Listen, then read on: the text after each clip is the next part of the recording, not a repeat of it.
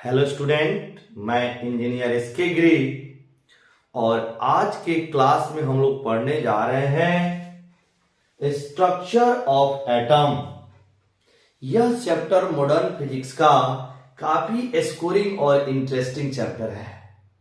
तो चलिए class start करते हैं हम लोग। सबसे पहले हम लोग ये समझते हैं एटम है क्या।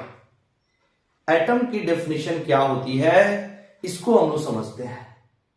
एटम जो है किसी एलिमेंट का स्मॉलेस्ट यूनिट होता है जिसके अंतर्गत उस एलिमेंट का सारे के सारे प्रॉपर्टी प्रेजेंट होता है। क्लियर? तो इसको हम लोग लिखते हैं एटम की डेफिनेशन। एटम द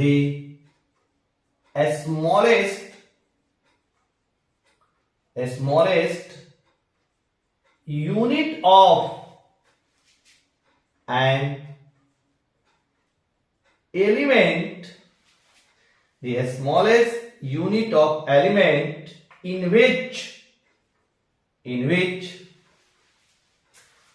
all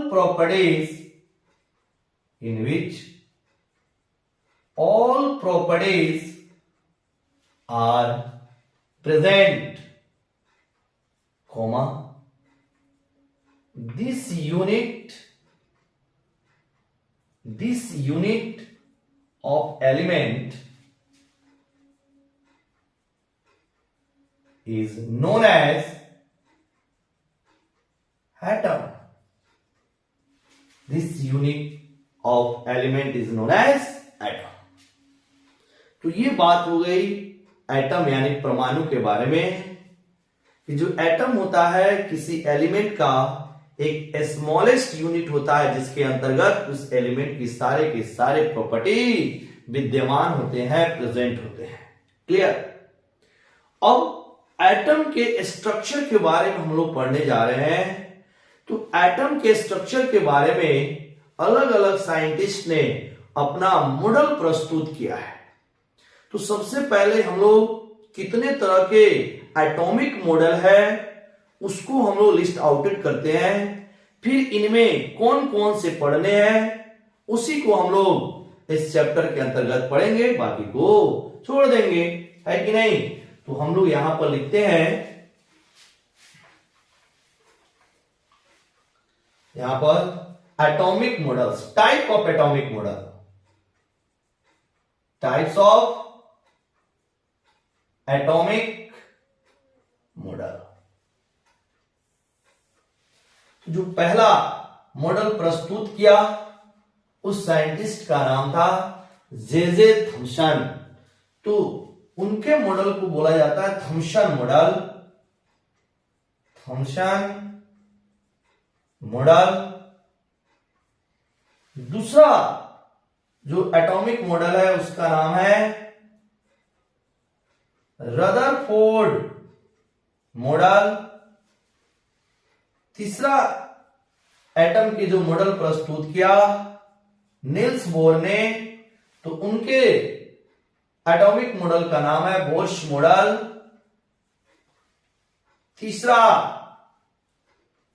चौथा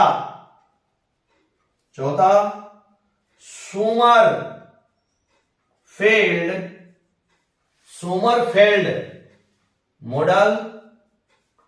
और पांचवा वेक्टर एटम मॉडल।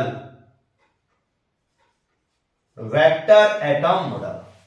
तो ये 5 तरह के एटॉमिक मॉडल है। तो हम लोग के जो सिलेबस में है वो 3 ही है, Thompson model, Rutherford model and Bohr model. Clear? तो हम लोग एक एक करके इस तीनों मॉडल के बारे में पढ़ेंगे। तो आज हम लोग स्टार्ट करने जा रहे हैं जे थॉमसन की जो एटॉमिक मॉडल है उसको थॉमसन मॉडल। क्लियर? चलिए स्टार्ट करते हैं थॉमसन मॉडल।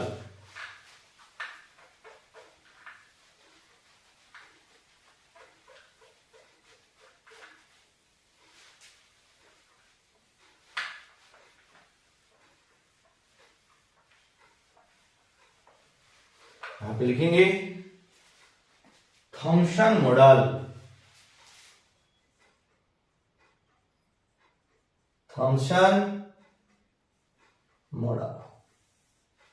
देखिएगा, जे थॉम्सन ने सबसे पहले सन 1898 ईस्वी में एटॉमिक मॉडल प्रस्तुत किया और इसने बोला कि भाई जो एटम होता है वह एक पॉजिटिवली चार्ज स्फीयर होता है, पॉजिटिवली चार्ज स्फीयर होता है, और जो एटम का टोटल मास है और इसकी जो पॉजिटिव चार्ज है वह इस पूरे स्फीयर के अंदर फैला हुआ है, वो भी uniformly.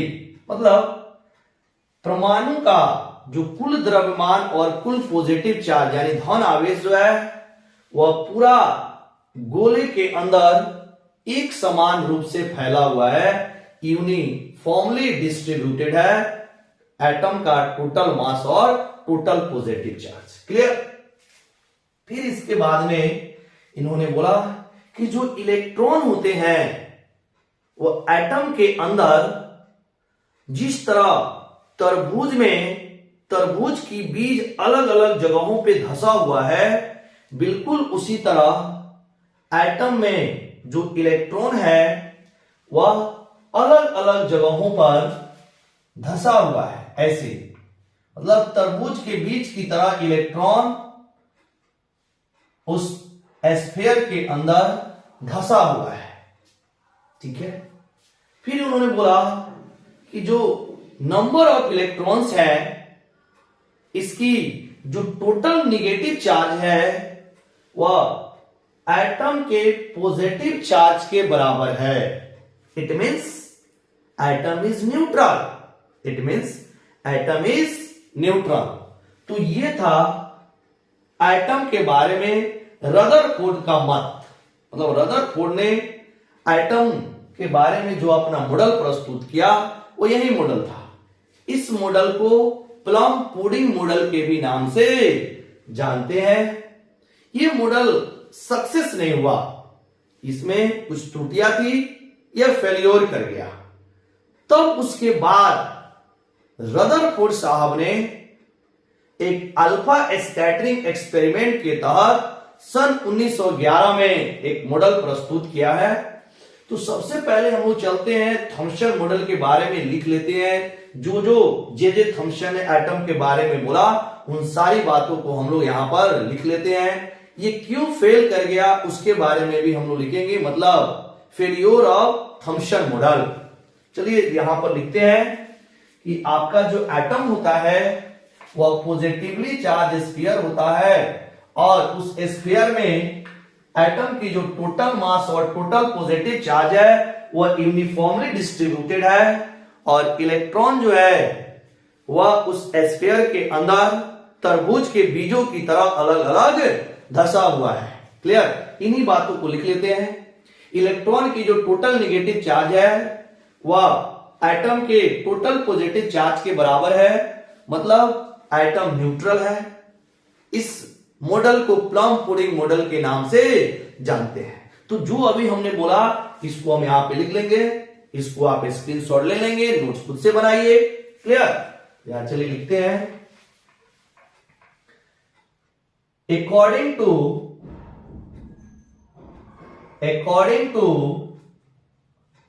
J Thomson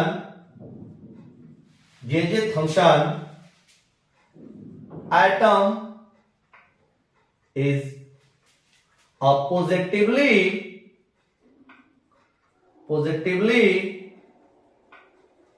charged sphere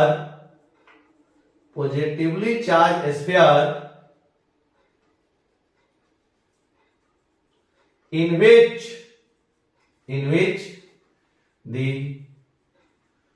total mass and total positive charge of the atom is R uniformly distributed, uniformly distributed, full stop. The electrons are dipped in different places inside the atom. Full stop. The total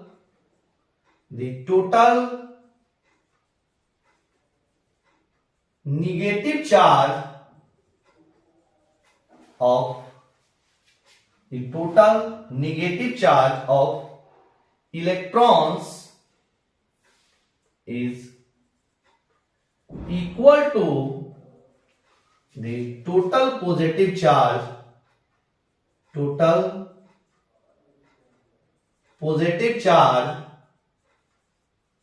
of the atom, that is atom is neutral, full stop. This model is also known as plum pudding model.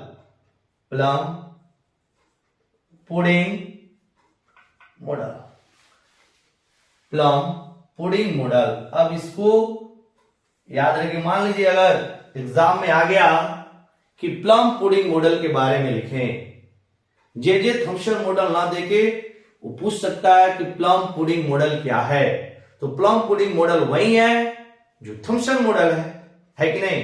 तो ये है आपका Thomson model. ये model कब दिया गया J Thomson के द्वारा? तो 1898 ईस्वी में जे थॉम्सन ने इस मॉडल को सन 1898 ईस्वी में प्रस्तुत किया था। ये मॉडल चल के आगे फेल कर गया। तो इसके फेल्योर के कारण क्या थे, इसको जरा हम लोग लिख लेते हैं। Reason of failure of this model, reason of failure of this model, मतलब इस मॉडल के फेल्योर होने का कारण, सबसे पहले कारण तो यह था कि यह मॉडल लीनियर स्पेक्ट्रम को एक्सप्लेन नहीं किया। तो यहां आप लिखेंगे this model does not explain this model, या बाय दिस मॉडल, ऐसे भी लिख सकते हैं।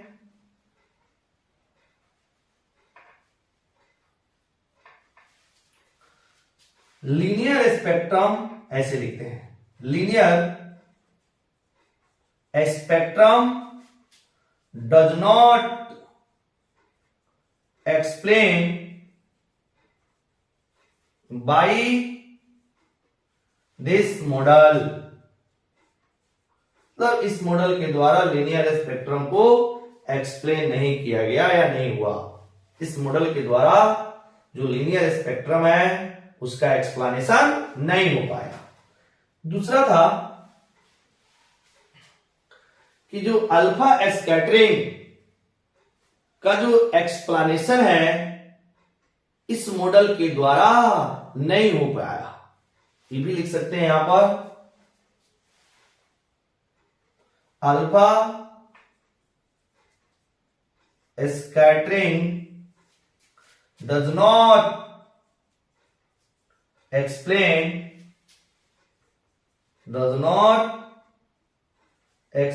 by this model, does not explain by this model, मतलब अल्फा जो प्रकीर्णन है इस मॉडल से एक्सप्लेन नहीं हो पाया।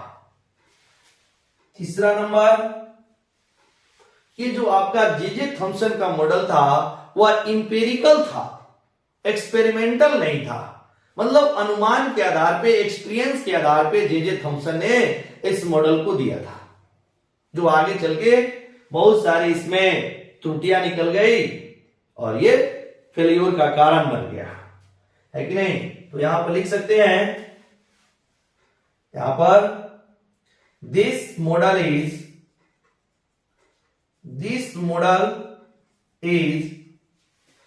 empirical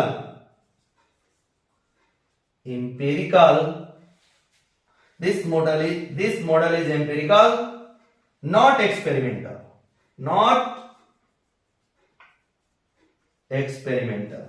मतलब ये एक्सपेरिमेंटल नहीं था, इंपेरिकल था, अनुमान के आधार पे था। तो ये है आपका जे थॉमसन मॉडल। ये इतना इंपॉर्टेंट नहीं है, कभी कभी बोर्ड एग्जाम में पूछ दिया जाता है कि प्लम पुडिंग मॉडल क्या है। तो प्लम पुडिंग मॉडल आपको कंफ्यूज करने के लिए क्वेश्चन में देता है। अगर प्लम पुडिंग मॉडल आया तो आपको ये समझना है ये कौन सा मॉडल है, जे थॉमसन मॉडल ही है, और इसके बारे में आप लिख देंगे। क्लियर। तो चलिए अब स्टार्ट करते हैं रदरफोर्ड मॉडल, जो कि काफी इंपॉर्टेंट है। तो रदरफोर्ड ने सन 1911 में अपने ही स्टूडेंट गाइगर और मर्सडेन के द्वारा एक एक्सपेरिमेंट करवाया।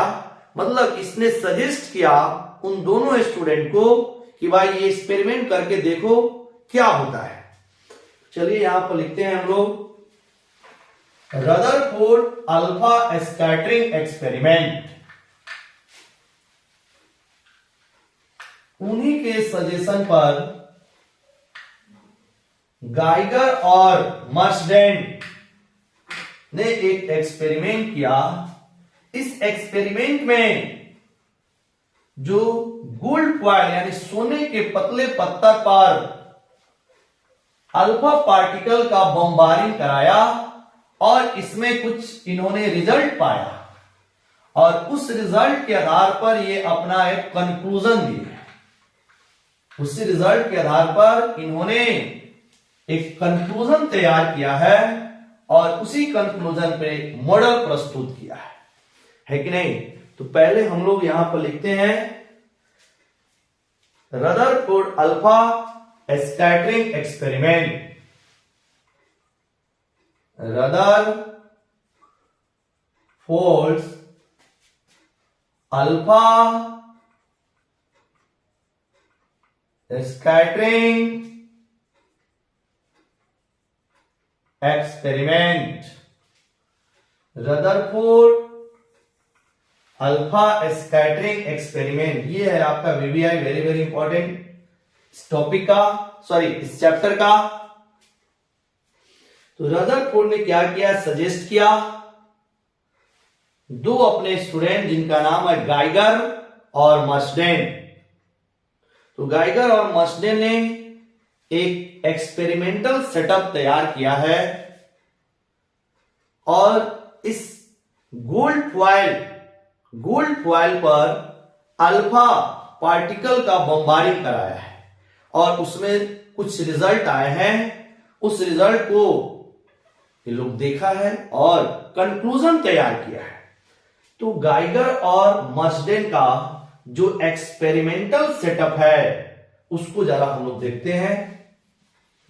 नाम था गाइगर और मर्सडेन, ऐसे गाइगर GEI गाइगर एंड मर्सडेन, ये दो रदरफोर्ड के दो स्टूडेंट थे और रदरफोर्ड ने इन दोनों को सजेस्ट किया है। तो इनका जो एक्सपेरिमेंटल सेटअप है यहां पे देखिए हम बना रहे हैं। ये है अल्फा पार्टिकल का सोर्स, मतलब रेडियो एक्टिव एलिमेंट से अल्फा पार्टिकल का जो इमिशन हुआ है वो अल्फा पार्टिकल लेड प्लेट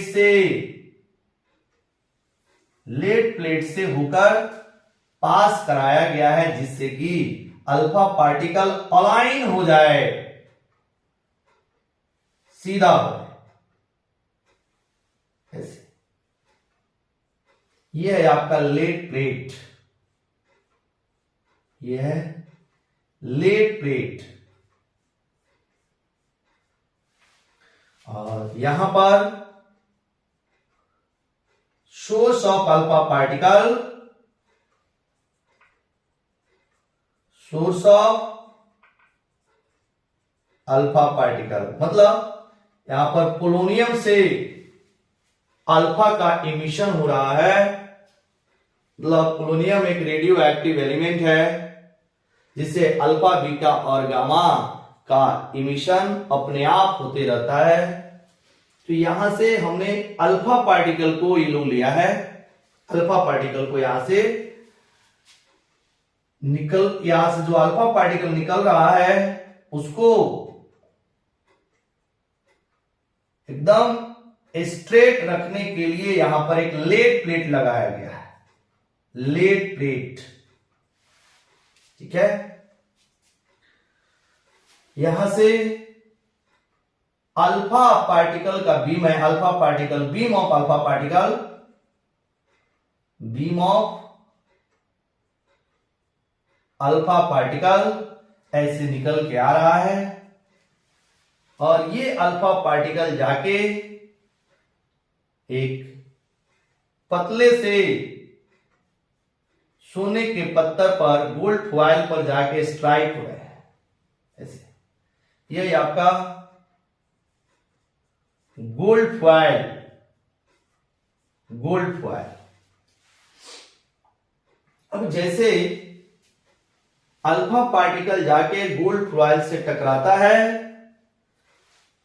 तो यहां से कुछ अल्फा पार्टिकल जो है अपने पाथ से डेविएट कर गया और इस डेविएशन को और या इस स्कैटर्ड अल्फा पार्टिकल को देखने के लिए यहां पर एक ZnS मतलब जिंक सल्फाइड का स्क्रीन लगाया गया है, जिंक सल्फाइड का स्क्रीन लगाया गया है।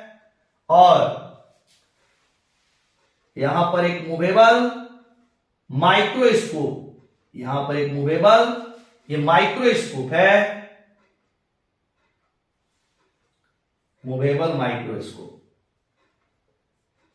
क्योंकि नेकेड आई से, खुले आई से जो अल्फा का स्कैटरिंग हो रहा है उसको हम लोग नहीं देख पाएंगे, इसीलिए यहां पर माइक्रोस्कोप लगाया गया है, माइक्रोस्कोप।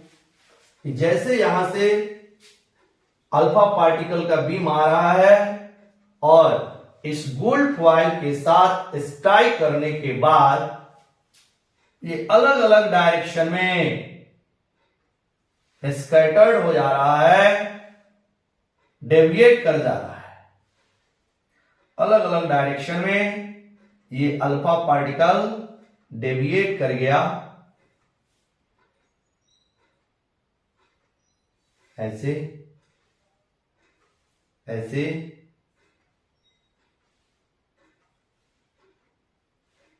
ये आपका सपोज थीटा है, ये अल्फा पार्टिकल की ओरिजिनल डायरेक्शन और ये थीटा एंगल से आपका जो अल्फा पार्टिकल गोल्ड फॉइल से टक्कर के बाद डेविएट किया है। तो ये है आपका एक्सपेरिमेंटल सेटअप। यहां पर सोर्स ऑफ अल्फा पार्टिकल है जहां से अल्फा पार्टिकल का बीम निकल रहा है, इसको बिल्कुल स्ट्रेट रखने के लिए, सीधा रखने के लिए यहां लेड प्लेट लगा दिया गया है। और ये जो अल्फा पार्टिकल है ये गोल्ड फॉइल पे जाके स्ट्राइक कर रहा है। गोल्ड फॉइल जो है वो काफी पतला है, इसलिए पतला रखा गया है, ऐसा ना हो कि एक अल्फा पार्टिकल किसी दो एटम के साथ जाके टकरा जाए। मतलब एक अल्फा पार्टिकल गोल्ड फॉइल के एक ही एटम्स के साथ कोलाइड हो, इसके लिए जो फॉइल है वो काफी थीन है, वेरी थीन। मतलब गोल्ड फॉइल जो है वो वेरी वेरी थीन। इससे मतलब जो यहां से अल्फा पार्टिकल का बीम जा रहा है वहां पर एटम के सॉरी गोल्ड फॉइल के किसी एक एटम के साथ कोलाइड हो रहा है। मतलब एक एटम के साथ ऐसा ना है कि यहां से अल्फा पार्टिकल गया और किसी दो एटम के साथ उसका कोलिजन हुआ, ऐसा नहीं है। मतलब किसी एक एटम के साथ जाके वो स्ट्राइक किया है और स्ट्राइक करने के बाद अलग अलग डायरेक्शन में ये स्कैटर्ड हो गया है, डेविएट कर गया है। अब इसमें ये लोग क्या रिजल्ट देखा है, जरा इस रिजल्ट को हम लोग समझते हैं कि रदरफोर्ड ने जो गाइगर और मर्सडेन को सजेस्ट किया था इस एक्सपेरिमेंट के लिए, तो इन्होंने क्या देखा कि जो मैक्सिमम अल्फा पार्टिकल है वो बिना डेविएशन के सीधा सीधा निकल गए थे। मतलब बिना डेविएशन के वो सीधे चले गए थे। मतलब थीटा की वैल्यू जब 0 थी, डेविएशन की वैल्यू जब 0 था, तो मैक्सिमम अल्फा पार्टिकल मिला। मतलब डेविएशन का वैल्यू जब 0 था, थीटा की वैल्यू 0 था, तो जो नंबर ऑफ अल्फा पार्टिकल मिले थे स्कैटर्ड के बाद वो सबसे ज्यादा था। ये हम लोग कैसे देखा, तो यहां पर जो माइक्रोस्कोप लगा है वो पूरे इस तरह के स्क्रीन, आपका सर्कुलर स्क्रीन है, इस पे जाके माइक्रोस्कोप से ऐसे सब जगह जाके घूम के देखा गया कि भाई कि जहां पर थीटा की वैल्यू 0 है, डेविएशन 0 है, तो नंबर ऑफ जो अल्फा पार्टिकल थे वो सबसे ज्यादा था। मतलब जो अल्फा पार्टिकल की संख्याएं थी वो सबसे ज्यादा थी बिना डेविएशन वाले। उसके बाद कम अल्फा पार्टिकल का डेविएशन मिला। मतलब 0 से 180 के बीच में कुछ ऐसे अल्फा पार्टिकल मिले जिसका डेविएशन हो रहा था। मतलब कभी 30 डिग्री पर, 40 डिग्री पर, 60 डिग्री पर अल्फा पार्टिकल मिल रहे थे और 180 डिग्री के डेविएशन पर लगभग 10 लाख अल्फा पार्टिकल में एक अल्फा पार्टिकल मिला था जो 180 डिग्री के डेविएशन पर प्राप्त हुआ है। तो जो रिजल्ट इस एक्सपेरिमेंट में जो रिजल्ट दिखा है, उस रिजल्ट को हम लोग लिस्ट आउट करते हैं और उस रिजल्ट के आधार पर रदरफोर्ड ने क्या कंक्लूजन अपना दिया है उसको भी हम लोग देखते हैं। तो शायद ये एक्सपेरिमेंट आपको समझ आ गया होगा। यहां पर सोर्स ऑफ अल्फा पार्टिकल है, मतलब यहां से अल्फा पार्टिकल इमिट कर रहा है। इस अल्फा पार्टिकल को सीधा रखने के लिए यहां पर लेड प्लेट लगाया गया है और ये अल्फा पार्टिकल गोल्ड फॉइल के साथ जाके स्ट्राइक हो रहा है और स्ट्राइक होकर सभी डायरेक्शन में मतलब डेविएट कर जा रहा है। और इसमें देखा गया कि भाई मैक्सिमम अल्फा पार्टिकल बिना डेविएशन के निकले हैं। मतलब जहां पर थीटा की वैल्यू 0 थी वहां पे सबसे ज्यादा अल्फा पार्टिकल हम लोग को मिला था। उसके बाद कम अल्फा पार्टिकल जिसका डेविएशन हुआ 0 से 180 के बीच में, उसकी संख्याएं अनडेविएटेड पार्टिकल से कम था और सबसे कम अल्फा पार्टिकल अपने ही पाथ से कम बैक हो गए थे। मतलब 180 डिग्री के डेविएशन पे रिटर्न बैक हो गया था। उसकी संख्या 10 लाख में एक थी। ये था रिजल्ट। अब इसको हम लोग यहां पर लिखते हैं,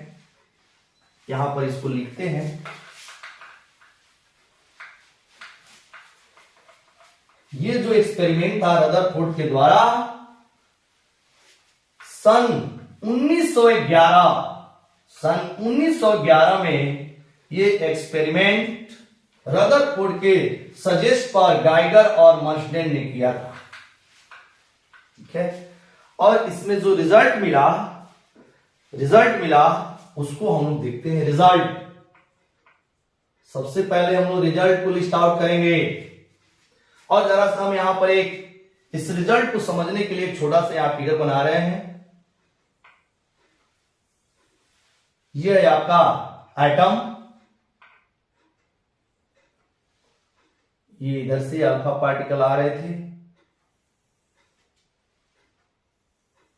ऐसे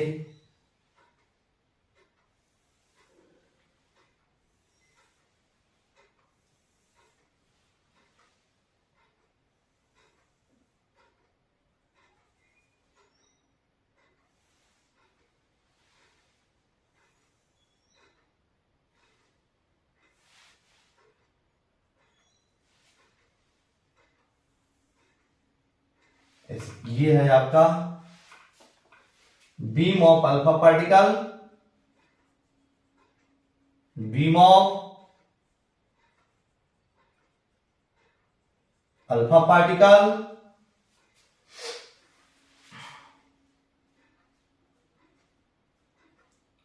इसमें मैक्सिमम अल्फा पार्टिकल जो है वो बिना डेविएशन के निकल गए, मतलब थीटा की वैल्यू इन अल्फा पार्टिकल के लिए थीटा की वैल्यू 0 थी।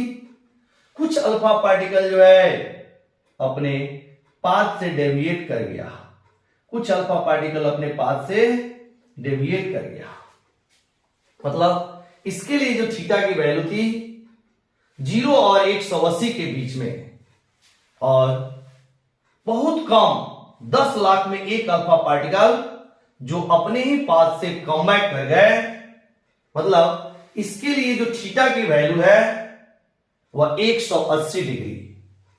तो ये जो आपको रिजल्ट मिला है इसको लिखते हैं यहां पर result number 1, maximum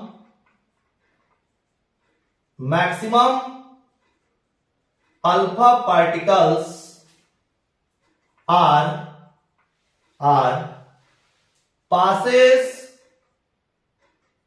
passing through the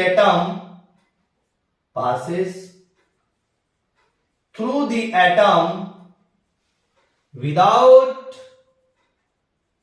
deviation, मतलब theta is equal to 0। Second number, some alpha particles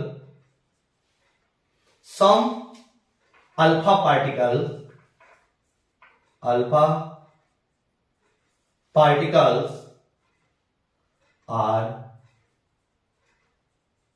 deviated, मतलब थीटा की जो वैल्यू है इसके लिए 180 से छोटा और 0 से बड़ा। Some alpha particles are deviated from on original path. Some alpha particles are deviated from on original path. And third result जो इन्होंने देखा उसको हम लिखते हैं very less alpha particle bracket में लिखेंगे 1 in 1 lakh, 1 in 1 lakh, 1 lakh नहीं 10 लाख, 10 लाख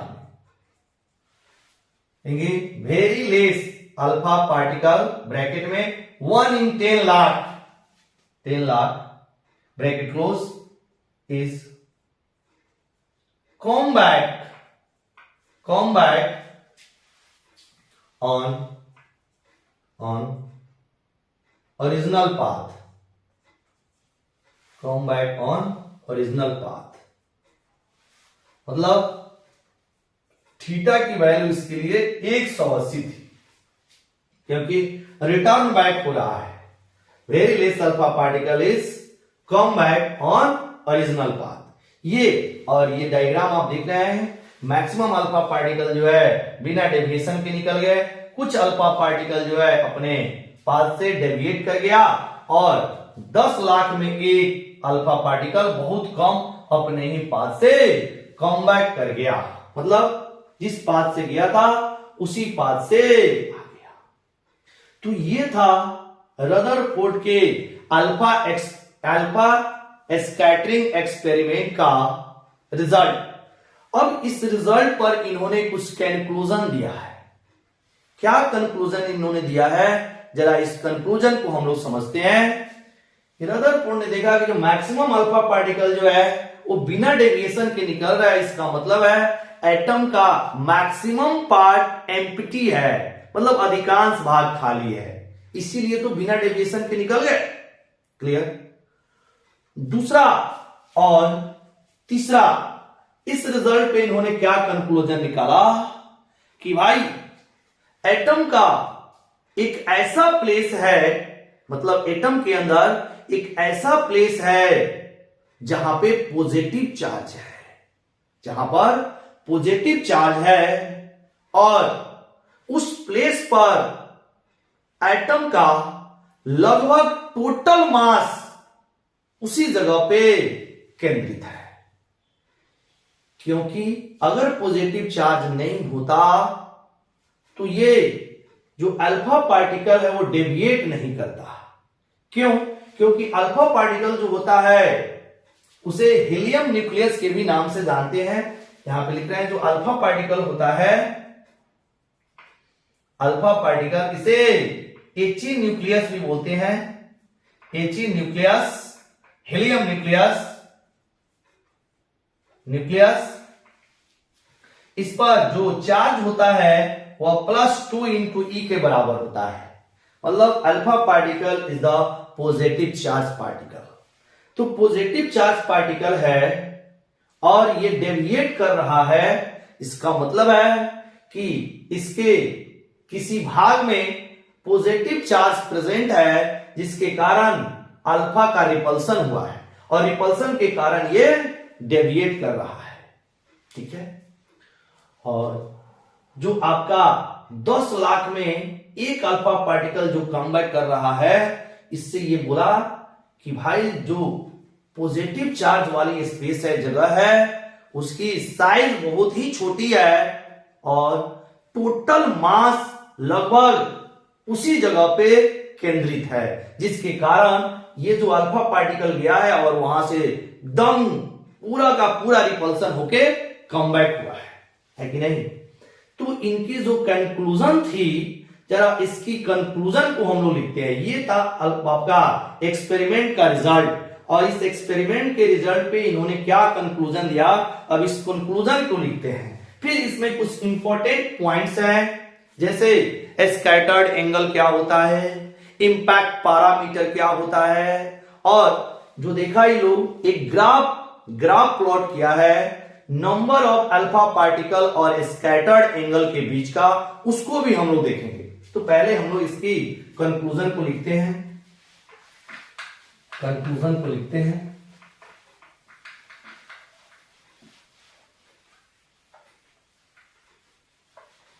ये था आपका रिजल्ट, मतलब जो अल्फा स्कैटरिंग में जो रिजल्ट इनको मिला है, उस रिजल्ट को हम लोग देख लिए, और इस रिजल्ट पर इन्होंने क्या कंक्लूजन निकाला, इसकी कंक्लूजन को भी देखते हैं। कंक्लूजन क्या कंक्लूजन था? पहला कंक्लूजन था the maximum part of an atom is empty. Maximum part of an atom is empty. तो परमाणु का अधिकांश भाग जो है वो खाली है। क्यों? क्योंकि मैक्सिमम अल्फा पार्टिकल बिना डेविएशन के निकल गया, थीटा की वैल्यू 0 थी। दूसरी बात, कुछ अल्फा पार्टिकल अपने पास से डेविएट हो रहे थे, इसका मतलब है कि एटम के किसी पॉइंट पर पॉजिटिव चार्ज है, जिसके कारण अल्फा का रिपल्सन हुआ है, और उस पॉजिटिव चार्ज की जो साइज है वो बहुत ही छोटी है, क्योंकि आपका जो रिपल्सन हो रहा है 10 लाख में एक अल्फा पार्टिकल ही अपने पाथ से कमबैक हो रहा है। इसका मतलब है उसकी साइज बहुत ही छोटी है, और दूसरी बात वहां पे टोटल मास भी सेंटर्ड है, केंद्रित है, और इसका नाम भी लोग दिया न्यूक्लियस, इसका नाम दिया न्यूक्लियस। तो यहां पर लिखते हैं the total positive charge and almost total mass of the atom is present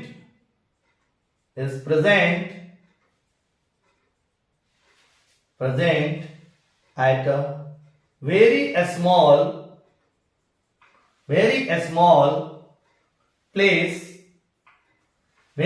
small place inside the atom full stop, which is known as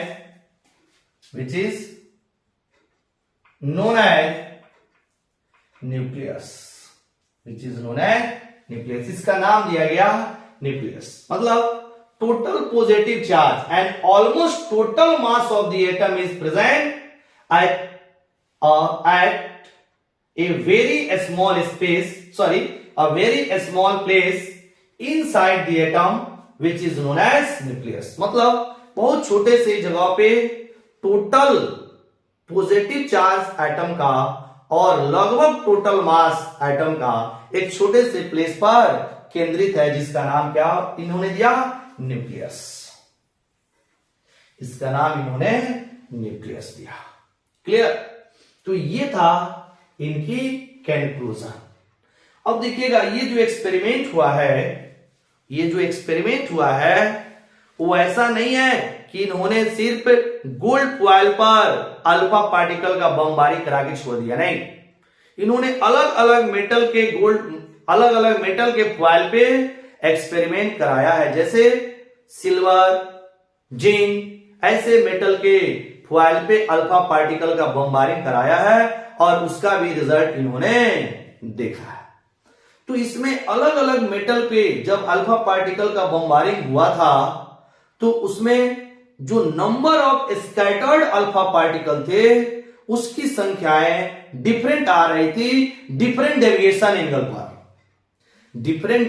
angle पर जो number of scattered alpha particle था वो different था, जबकि जो foil की thickness थी वो गोल्ड फॉइल के ही बराबर था। मतलब अलग मेटल्स की, जैसे मान लीजिए जिंक मेटल की जो इन्होंने फॉइल लिया उसकी थिकनेस और गोल्ड फॉइल की जो थिकनेस थी उस दोनों का थिकनेस सेम ही था, लेकिन जब अल्फा पार्टिकल का बमबारिंग हुआ तो जो स्कैटर्ड अल्फा पार्टिकल था उसकी संख्याएं अलग अलग एंगल पे अलग अलग प्राप्त हुआ था।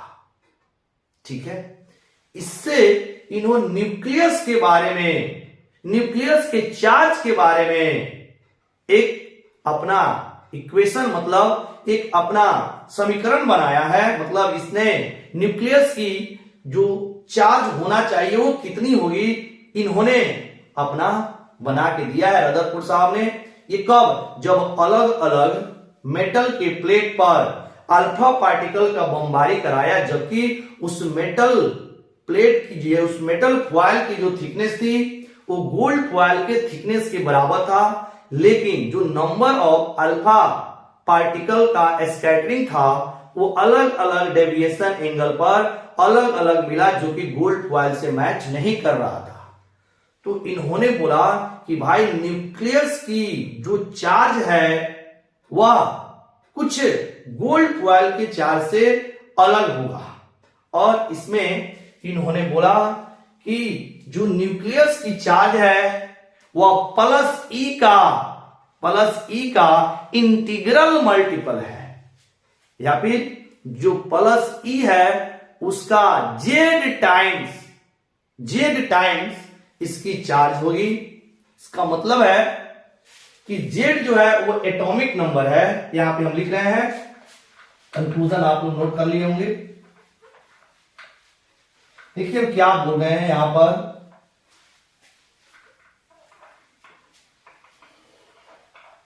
न्यूक्लियस की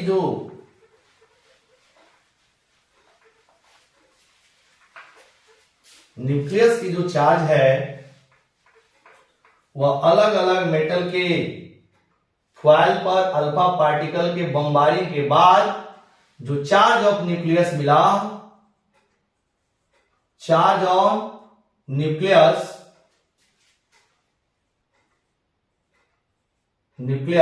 is equal to Z times of E. मतलब न्यूक्लियस की जो चार्ज थी वो प्लस जेड इंटू ई, जहां वेयर जेड क्या है, एटम की एटॉमिक नंबर है।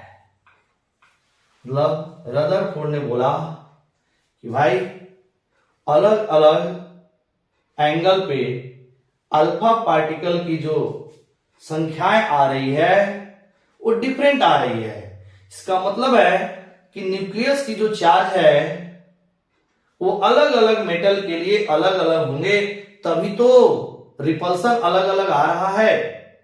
और इसके लिए उन्होंने बोला कि जो न्यूक्लियस की चार्ज है वह प्लस ई का इंटीग्रल मल्टीपल, जो कि जेड के बराबर है, जेड के मल्टीपल के बराबर होगा। और जहां जेड क्या है, एटॉमिक नंबर है। जेड क्या है, एटॉमिक नंबर है। और इसे एक्सपेरिमेंट के द्वारा उसने प्रूव भी किया है। ठीक है, अब देखते हैं जो आपका अल्फा स्कैटरिंग एक्सपेरिमेंट है वह कूलॉम्स लॉ को भी वेरीफाई करता है। Alpha scattering experiment Coulomb's law को भी वेरीफाई करता है। तो यहां चाहे तो हम लोग नोट में लिख सकते हैं alpha scattering experiment, alpha scattering experiment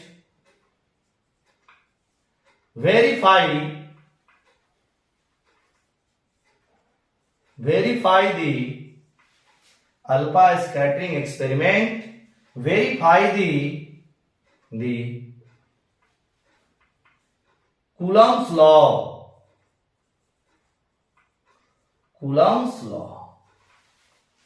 मतलब alpha scattering experiment Coulomb's law को वेरीफाई करता है। वो कैसे, प्यारा देखना। जैसे कूलॉम्स लॉ क्या है, F is equal to 1/4πε0 Q1 Q2 by R square.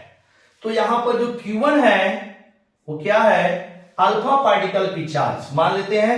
Q1 को अल्फा पार्टिकल का चार्ज, मतलब Q1 हो जाएगा charge of alpha particle that is +2e, and Q2 को मान लीजिए चार्ज ऑफ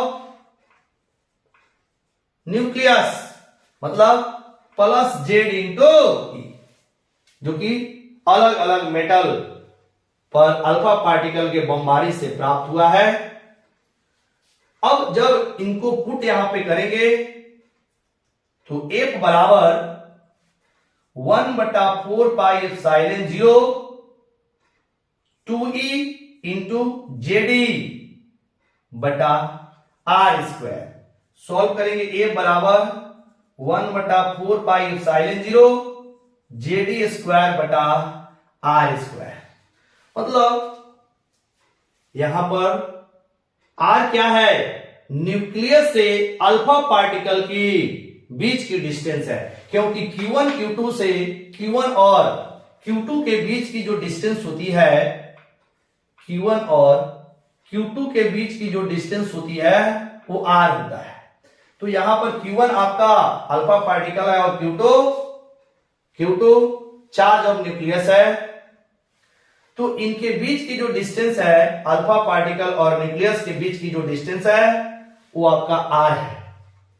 तो R का मान जितना ज्यादा होगा फोर्स ऑफ अट्रैक्शन उतना ही कम होगा, मतलब जो डेविएशन होगा अल्फा पार्टिकल का उतना ही कम होगा जब R का मान ज्यादा होगा। और ऐसा एक्सपेरिमेंट से भी मिला है कि न्यूक्लियस से अल्फा पार्टिकल की जो दूरी थी, न्यूक्लियस से अल्फा पार्टिकल की जो दूरी थी वो ज्यादा था तो रिपल्सन फोर्स जो है वो कम लग रहा था, मतलब डेविएशन कम हो रही थी, और अल्फा पार्टिकल का जो न्यूक्लियस से डिस्टेंस कम हो रहा था वहां पर रिपल्सन फोर्स बढ़ गया था, मतलब डेविएशन भी बढ़ गई थी। तो यहां से इस एक्सपेरिमेंट से आपका कूलम्ब्स लॉ का भी वेरीफाई होता है, और कूलम्ब्स लॉ का हमने कूलम्ब्स लॉ में ये देखा है कि ये एक एटॉमिक डिस्टेंसेस के लिए एप्लीकेबल है, तो यहां से इस चीज की पुष्टि भी हो जाती है। क्लियर? तो ये था कुछ नोट्स। अब हम लोग इसकी कुछ इंपॉर्टेंट पॉइंट्स देखते हैं कि इंपैक्ट पैरामीटर क्या होता है, स्कैटरिंग एंगल क्या है, इंपैक्ट पैरामीटर और स्कैटरिंग एंगल के बीच का रिलेशन क्या है। फिर इसके बाद आपका एक ग्राफ हम लोग देखेंगे जो डेविएशन एंगल और नंबर ऑफ अल्फा पार्टिकल के बीच का ग्राफ है। इसको इंपॉर्टेंट पॉइंट के अंदर देखते हैं, इसको इंपॉर्टेंट पॉइंट के अंदर हम लोग देखते हैं।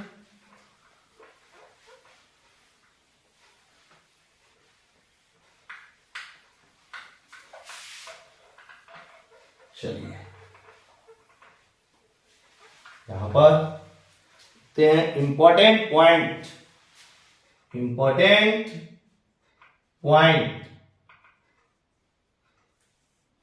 पहला पॉइंट इंपैक्ट पैरामीटर। फिर से जरा हम एक बार इस फिगर को नोट करा रहे हैं। ये हो गई आपकी न्यूक्लियस, मैक्सिमम अल्फा पार्टिकल बिना डेविएशन के निकल गए थे। एक बार फिर से हम इसको बना रहे हैं। कुछ अल्फा पार्टिकल अपने पाथ से विचलित हो गए थे, डेविएट कर गया था। यहां पर एंगल बना थीटा, ये आपका बिना डेविएशन से पास किए हुए हैं, और 10 लाख में एक अल्फा पार्टिकल जो था अपने पाथ से कमबैक हो गया था, इस तरह। अब यहां पर एक वर्ड को हम डिफाइन करेंगे, इंपैक्ट पैरामीटर। इंपैक्ट पैरामीटर, तो इंपैक्ट पैरामीटर जो है वह न्यूक्लियस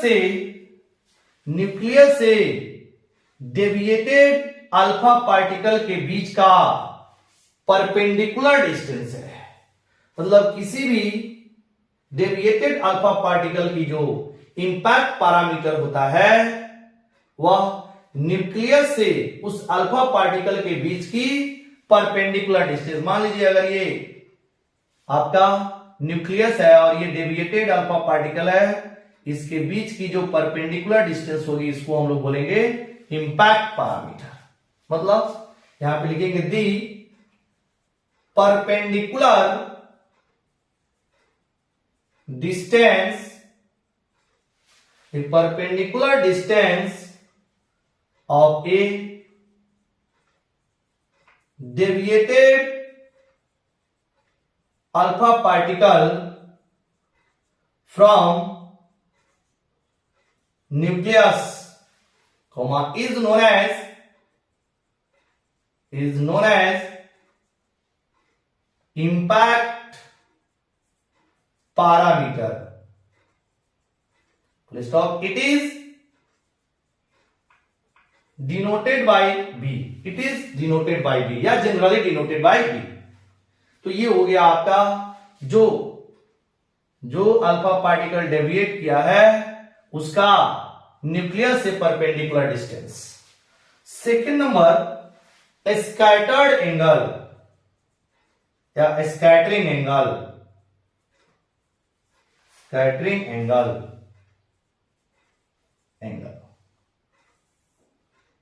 अब यहां पे जो स्कैटर्ड एंगल या स्कैटरिंग एंगल जो है वो क्या है, किसी अल्फा पार्टिकल की जो ओरिजिनल डायरेक्शन है और डेविएशन के बाद की जो डायरेक्शन है। जैसे मान लीजिए इस अल्फा पार्टिकल के हम लोग देखे तो ये हो गया इसकी ओरिजिनल डायरेक्शन और ये हो गया इसकी डेविएटेड डायरेक्शन। अब इसके बीच में जो एंगल बनेगा इस एंगल को हम लोग बोलेंगे स्कैटरिंग एंगल या स्कैटर्ड एंगल। लिखेंगे the angle made by original direction of a alpha particle and the angle made by original direction of a alpha particle with deviated angle of the यहाँ alpha छुपा है of the alpha particle is known as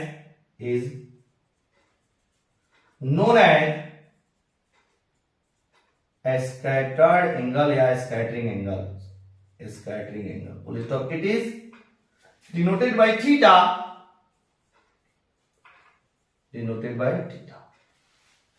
clear.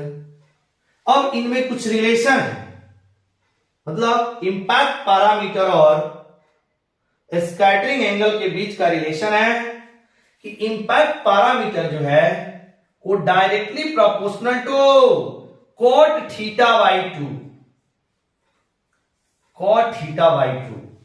मतलब scattering angle जितना ज्यादा होगा impact parameter जो होगा उतना ही कम होगा। मतलब जितना b का मान कम होगा स्कैटरिंग एंगल उतना ही ज्यादा बनेगा। तो ये है आपका स्कैटरिंग एंगल और इंपैक्ट पैरामीटर के बीच का एक रिलेशन। क्लियर।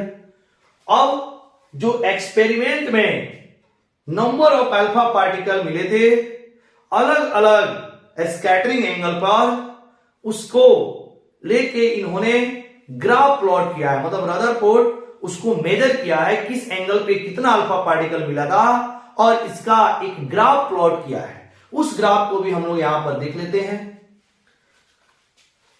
यहां पे इसको हम मिटा रहे हैं, आप पॉज करके नोट कर लेंगे। तीसरा जो आपका इंपॉर्टेंट पॉइंट है, तीसरे इंपॉर्टेंट पॉइंट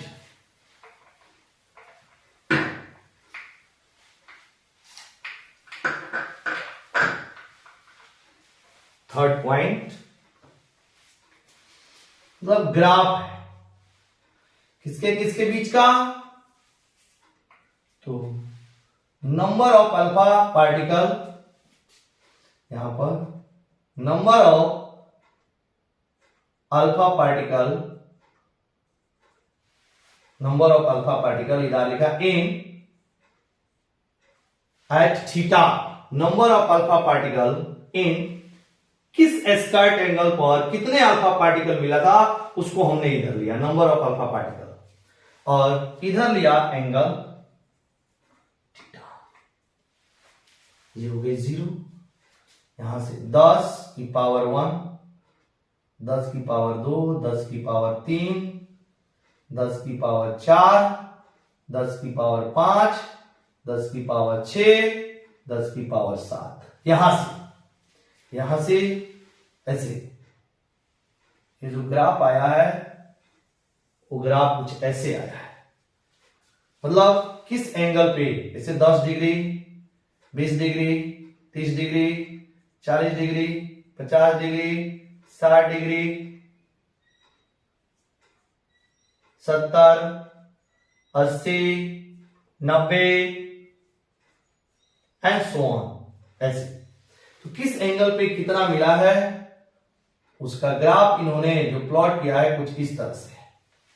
ठीक है, मतलब नंबर ऑफ अल्फा पार्टिकल और स्कैटर्ड एंगल के बीच का जो ग्राफ है वो कुछ ऐसे आया है और इसमें इन्होंने एक एक्सपेरिमेंट के आधार पर एक इक्वेशन बनाया है कि जो नंबर ऑफ अल्फा पार्टिकल होते हैं, number of alpha particle in at theta, इसका मतलब है कि number of alpha particle at angle theta, number of alpha particle at angle theta is inversely proportional to sin का पावर 4 थीटा बाई 2। मतलब ये experimental proof equation है। N number of alpha particle at any angle theta is inversely proportional to sin का power 4 theta by 2, जहां theta क्या है, scattering angle है। Clear? तो ये था आपका अल्फा स्कैटरिंग एक्सपेरिमेंट के तहत कुछ रिजल्ट, कंक्लूजन और इंपॉर्टेंट पॉइंट। अभी हम लोग का रदरफोर्ड मॉडल तैयार नहीं हुआ है, इसमें पढ़ने हैं closest approach, distance of closest approach. तो इसको हम लोग नेक्स्ट वीडियो में देखेंगे कि रदरफोर्ड इन सारी बातों पर जाकर एक अपना मॉडल प्रस्तुत किया, जिसको हम लोग सोलर मॉडल के भी नाम से जानते हैं। तो उसको भी हम लोग समझेंगे। आपका डिस्टेंस ऑफ क्लोजेस्ट अप्रोच क्या है उसको भी समझेंगे। इस पे कुछ हम लोग न्यूमेरिकल भी करेंगे, तब जाके हम लोग का रदरफोर्ड पूरा मॉडल कंप्लीट होगा। तो आज का वीडियो आज यही खत्म होता है, क्लास हम लोग का आज का वीडियो यही खत्म होता है। फिर हम लोग नेक्स्ट वीडियो में रदरफोर्ड की जो मॉडल है उसके बाद में उसका फेल्योर का जो कारण है, फिर इस इक्वेशन पे कुछ न्यूमेरिकल है, closest approach, distance of closest approach क्या है, इन सारी चीजों को हम लोग सेकेंड वीडियो में देखेंगे। क्लियर? तब तक के लिए वेरी वेरी थैंक यू।